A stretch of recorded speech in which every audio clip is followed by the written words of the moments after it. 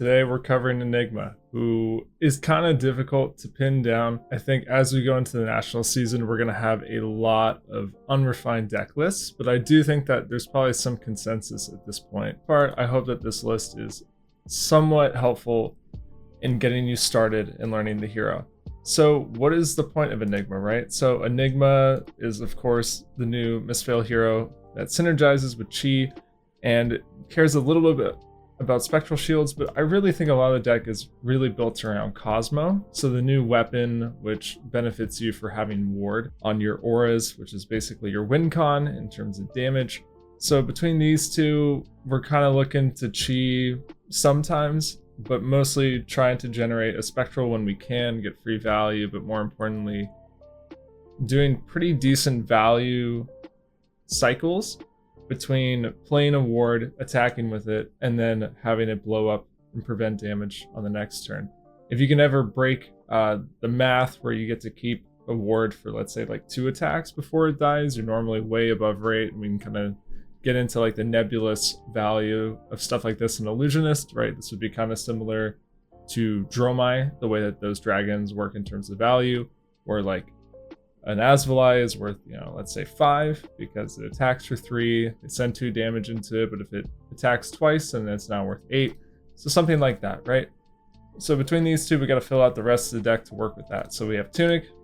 We're not doing any like diadem, kimono type things. It's just ward is too easy to kill, and when people are expecting this deck, they're gonna find lots of ways to kill ward.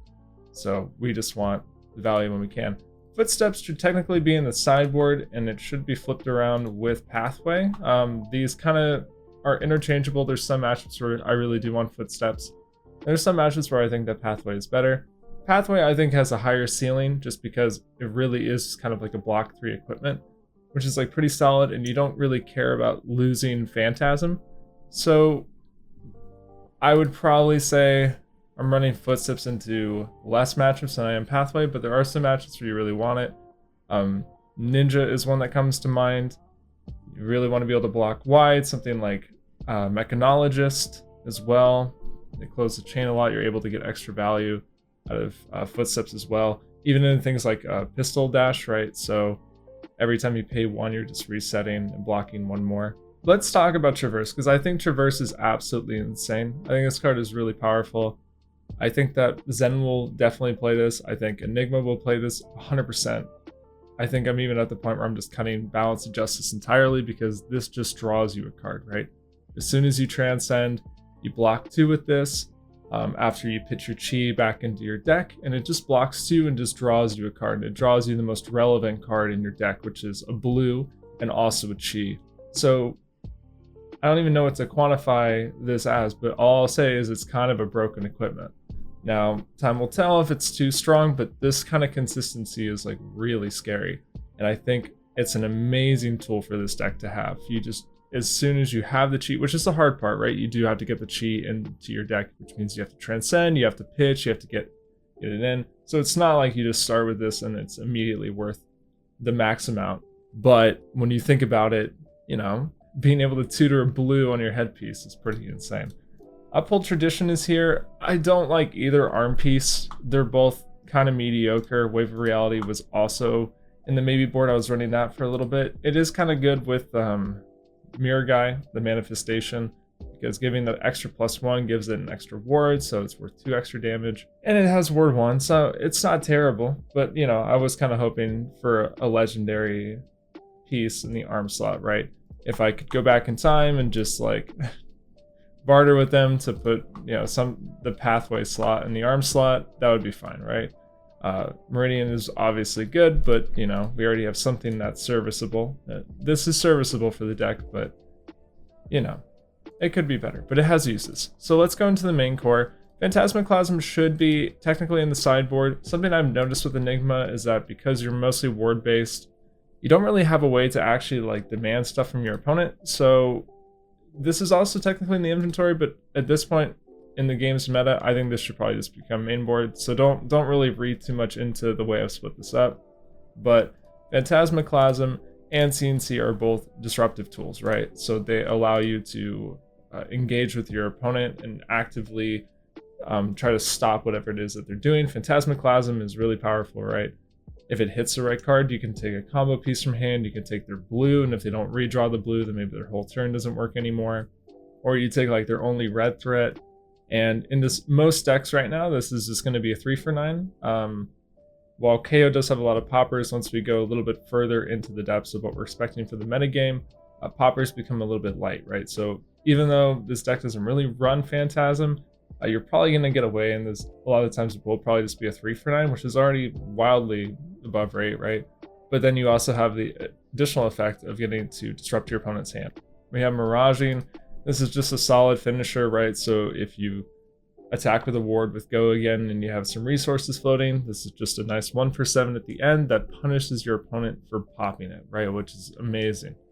It's kind of tricky that really your only Phantasm attacks in the deck are Phantasmaclasm, which can take the popper out, or Miraging, which actively does not work when it's popped, right? Like, it doesn't work for your opponent. If they pop Miraging, they actually may be worse off.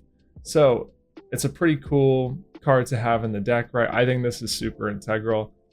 I was back and forth on Phantasmaclasm, but regardless, even when this hero was first spoiled, Miraging goes in as a 3-of. It feels like a really important card for the deck. It's also amazing because you can just play on a 1-card hand with Tunic, right? So your Tunic's on 3, just throw a Miraging, call it good. For our instant speed auras, we have Waning Vengeance, we have Waxing Spectre, we have Restless Coalescence. But specifically, Waning Vengeance and Waxing Spectre are really good damage conversion tools, so these are going to let you pitch on your turn to play them, right? So if you're in a matchup where they're clearing ward aggressively, the way that you just have good value propositions is you just pitch and play it on your turn. It's an instant, right? So you still have the action point, and then you swing it with your Cosmo, and then, you know, it'll probably die on the next turn, but the math can be pretty decent, right? So if you have like a Waxing Spectre, this is going to attack for 4 because that's the +1 counter and the ward 3, and then it'll die on your opponent's turn, so it's 7, so it's like a 2-card 7, which doesn't seem super good, but like if it lives, right, we're back to the original problem, right, where if any of these live, they become incredibly above rate. If this lives a turn, then you're looking at a 2 for 11. So it doesn't really work to like evaluate Illusionist in terms of like raw mass cycles. You just kind of have to intuitively understand that like matchups that are not able to clear all of these all the time are just going to eventually lose the game, right? We have Restless Coalescence. This is pretty good. The fact it's just an instant speed ward 2 that will save something that's about to die, right? So let's say your opponent's about to push through on a Waxing Spectre. You can drop the Coalescence in and just put the counter, move it over, and then make a shield off of it, right? So it just kind of converts that really quickly. So at that rate, even if it dies on that turn, it's a 0 for 3. It's a yellow at instant speed, which is just inherently pretty strong. And in certain board states, right, especially like once you get things like manifestations out or some extra counters, like this can become a really strong tool in slower matchups. Cheese, because they're kind of spread out all over the place. We're running 5 currently. I don't know what the actual end ratio will be, right? I don't know if it's going to be higher, if it's going to be lower. 5 is still pretty good, right? I don't want to always have Transcendent cards in my hand. They're a liability. I don't always need to be pitching Chi, but I do want them early enough that I can put them back in the deck, and then I can choose when I want to use Traverse, right? So we're picking the ones that are fairly easy to play. So the easiest ones are, you know, Homage to Ancestors, Passover, Rising Sun. Pathway Traveled and a Drop in the Ocean are both a little bit difficult, right? Because they can only play in certain positions. So if your plan was to double Transcend, right? So play one Transcend card, respond with the other, so they both resolve and turn into Chi. There's some circumstances where you will have trouble being able to do that. Whereas, you know, if you have like Homage and Rising Sun as early as turn 0, like going second even, you just immediately play them both and you got Chi, right? So this may get workshopped. We may consider something like Stir the Pot. As bad of an effect as it is, it being unconditional to just transcend whenever is pretty relevant. When we go into more blues here, we have Astral Etchings. This one can be, you know, it's a blue block 3 that sometimes puts a counter on something which has inherent value in this deck, right? And then we have Cosmic Awakening as a one of. I like this into some slower matchups. I think probably most Mystic decks should, I think, just include this in their blue slot as a one of or a two of. It just gives you a really powerful endgame finisher, some kind of an inevitability, a late game pivot, whatever you may want to describe it as.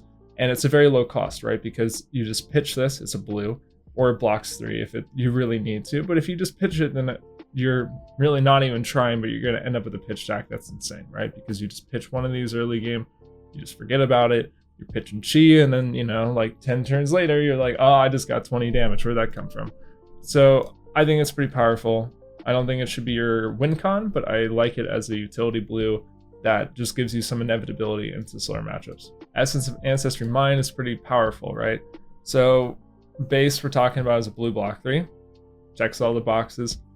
This deck is inherently a little bit more defensive because protecting the wards is what gets you, over that finish line. But when you're on an empty board and this could potentially block, X amount of damage into certain decks, it's really good, right? I've had some turns into KO where they swing a claw, I let it die, and then their follow-up was just a blue attack. They didn't have a red for the turn, and then all of a sudden this is generating insane amounts of value. Haze Bending is probably the most important card in the deck. A tip to anyone playing against this deck, if you see this on the board, you kill it immediately. Unless if you're just pushing for lethal. This just letting you turn every broken ward card into an extra spectral shield is just going to generate so much value. And it's really difficult for your opponent to deal with because it's Spectra, right? So you're looking at something that's just a 1-card time walk. It reminds me a lot of passing in Dromai, where they just block out and then they just play 1 card. And if you're a deck that does not go wide or does not generate action points, you have to dedicate your whole turn to clearing it, because if you leave it for 1 turn, you're already instantly behind, right? That was something hard as a Guardian player in the past few seasons with Dromai, was I saw passing and it's just I have a red attack, I have a Spinal, I'm ready to go, I have a CNC, whatever, but it's just I know the disciplined answers, I just have to literally just time walk myself and just clear the passing, because if I just let them keep that for a turn, it doesn't matter if I make them block 6 or whatever, right?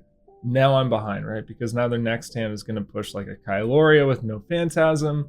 You get what we're going for, right?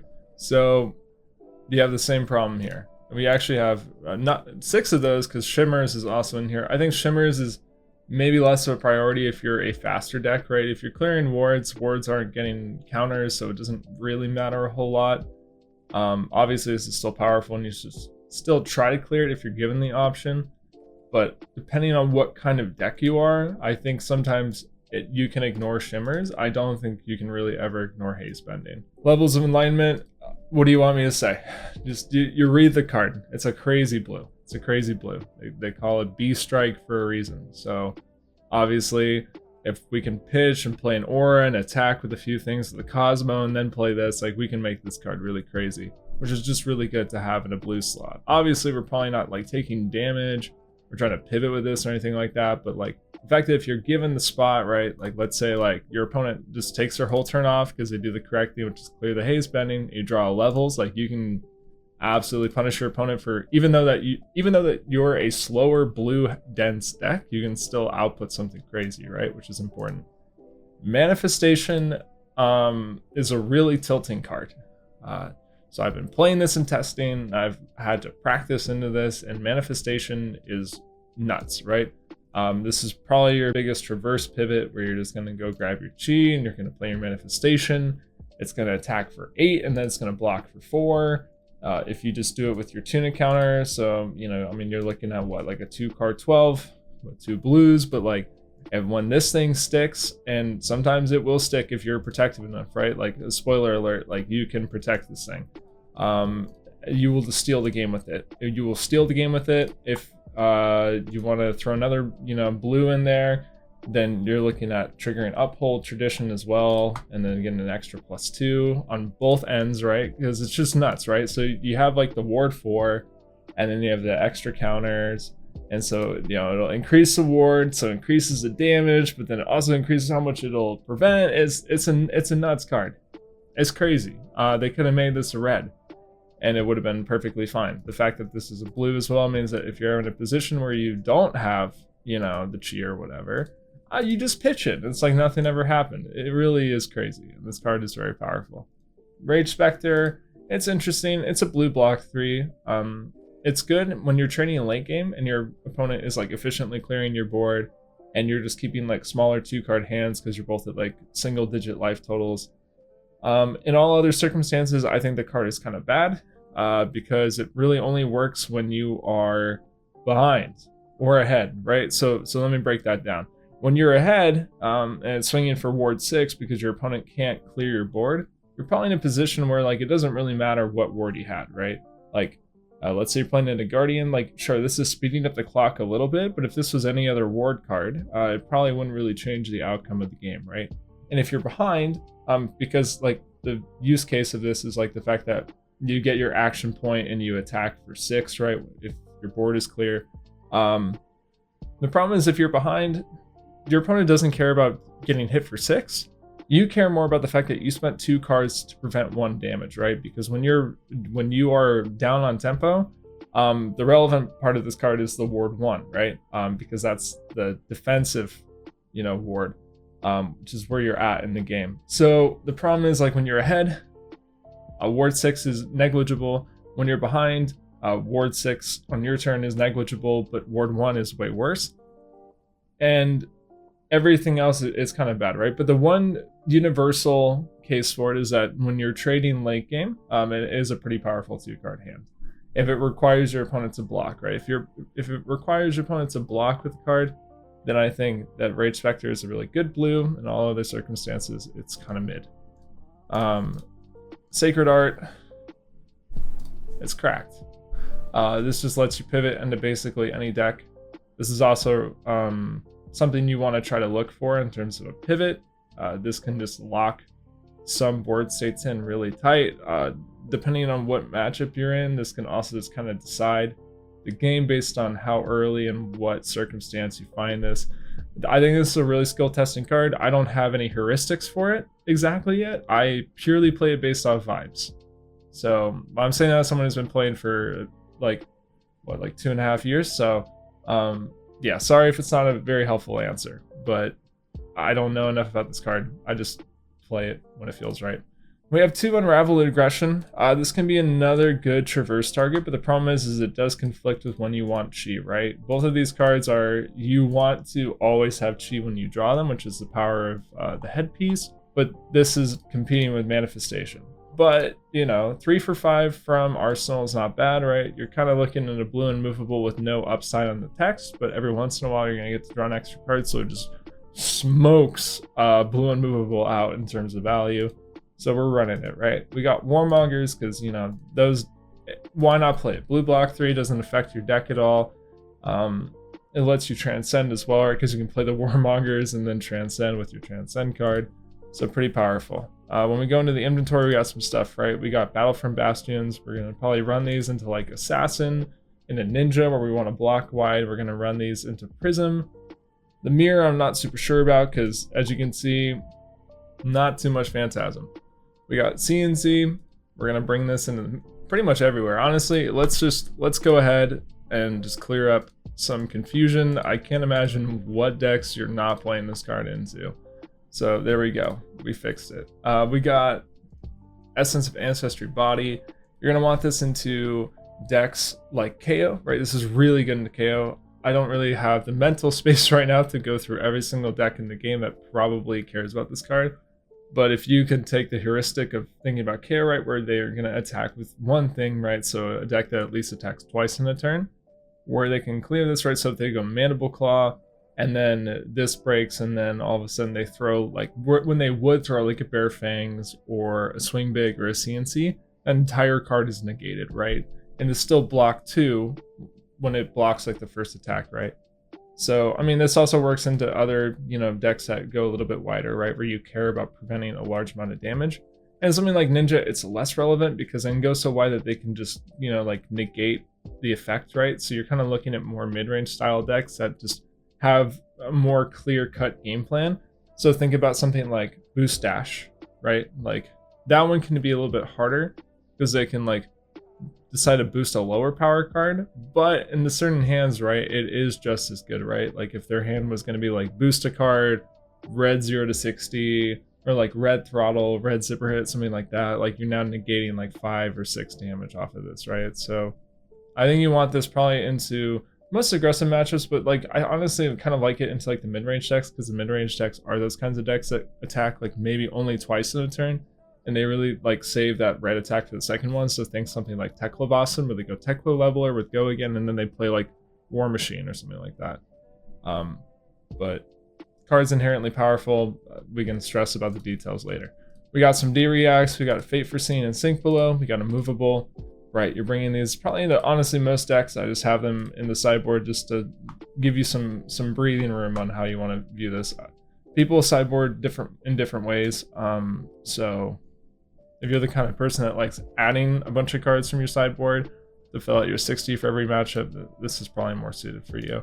We got Hold the Lines, another D-React, running this obviously into KO, running this into Dash.io if that's still around. You know, you can go down the list. Any deck that draws pretty consistently throughout the game, you're going to want to Hold the Line into is your blue. We got a 1-0 snag. We have some extras in the maybe board. This is for new. New actually is not as free as you would think it is. It actually is kind of a difficult matchup. And if they have tech, they can actually get there pretty comfortably. You should maybe consider some tech as well for that matchup, because it may be popular. So that's a consideration. And then we go into the rest of our stuff down here. We're bringing AB3. You will need to respect Kano. If you think that this deck just drops down wards and then Kano just scoops the game, you are incorrect. They have a lot of different ways that they can attack your deck, and so you need to have AB3. Crown of Reflection, I've not thought about if I actually care enough to bring in any other matchup for the actual effect on the card. I think it is just a glorified Null Rune Hood, but if anyone can think of use cases for it, let me know, because I'm still learning this deck as well. Meridian Pathway probably should be in the actual main board. I think on average, well, let's leave it like this. You get to make the choice, right? These are both inherently powerful and probably will come into an equal-ish amount of matchups, so maybe view it like that, right? When we go down here, we also have Stonewall Gauntlet. This is really good into Ninja. Ninja is a bad matchup for you, but if you tech for it, then all of a sudden it becomes a good matchup for you, because that's how Illusionist works.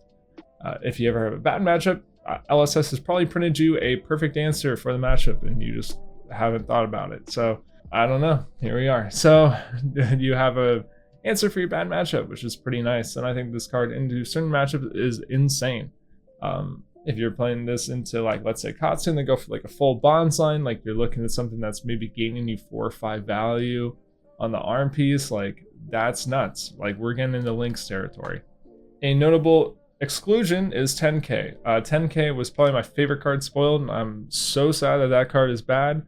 It's not necessarily bad, it's just a little bit too win more, and the matchups where you do care about it would probably be something like Victor, which is not a represented, or I should clarify, I don't expect it to be a represented deck for Nationals. At least not to the degree that I would justify running them. I do think the card is very cool. I think it can be incredibly powerful, but it does feel a little bit useless in the current meta, because the meta right now does feel a little bit aggressive and a little bit wide. So like, I don't want to run 10K into like Hatchet Story. Like, what is that doing for me? I don't want to run it into KO, probably. Azalea can be pretty good into, but when you run tall, really big wards like that, you're running the risk of getting blown up by Murkmire. So let's say you take your entire turn to play that or whatever, and then just Murkmire and dominate, then all of a sudden, like, you feel like an idiot when you could have just played like a ward 3 and swung damage, and like, you know, it blew up to Murkmire, but that's fine. It could have been way worse. And so that's the only reason why I'm not running it. And then into our maybe board, we have wide anti-ninja tech. This is just, this is going to chill in the maybe board until I find out how busted Zen is and how many people want to play Zen at Nats, and then maybe this gets bumped up to the actual board. Same goes for Snag, right? So things that would probably be on the chopping block for these kinds of cards are maybe Essence of Ancestry and maybe like Hold the Lines, right? These are more KO focused cards. These would be more targeted to those. Wave of Reality is difficult because there's some Spectral Shield Matters tech that you can include, like red Astral Etchings I was on for a while because I was on Wave of Reality, so I was able to consistently get that. This version of the deck does struggle a little bit with getting Spectral Shields consistently, so this can be kind of nice, but you don't really have that many payoffs for Spectral Shields in this version of the list. So this is shown in the maybe board. If you would like to include it, by all means go for it. But this is just the first iteration, like that's really gone through testing, so there's obviously room for this to grow. I'm not claiming to be an expert, but I'm going to play this for Nat, so I have like no stake in the game. But if this interests you and this is helpful, let me know. Let me know what you want to tweak about it, what's working, what's not. Until next time, thank you for watching.